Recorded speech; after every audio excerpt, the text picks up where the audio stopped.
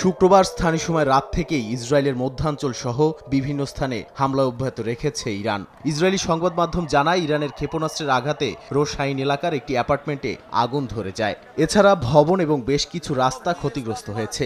গিভাতাইম, বীরসেবা ও শিল্পাঞ্চল নেগেভকেও লক্ষ্যবস্তু বানানো হয়।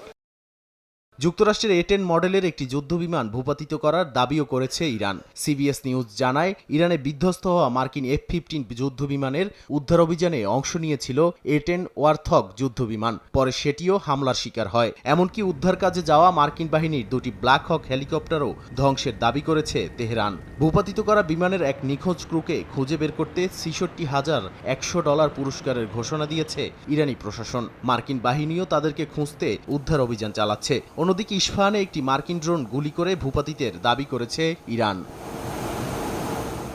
ইরানের হামলার জবাবে তেহরান, কারাজে এবং খুজেস্তান প্রদেশে হামলা চালায় নেতানিয়াহু বাহিনী। মানবাধিকার সংস্থার দাবি, ইরান লক্ষ্য করে একদিনে ২০০-র বেশি হামলা চালিয়েছে ওয়াশিংটন ও তেল আবিব। এছাড়া লেবাননেও হামলা চালিয়েছে ইসরায়েলি সেনারা।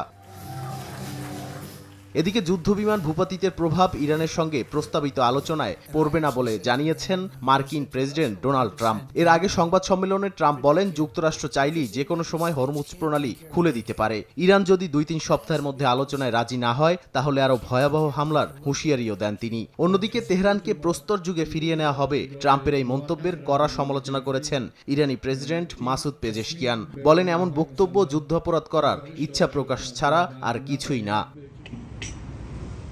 নাদিম মারজান, সময় সংবাদ।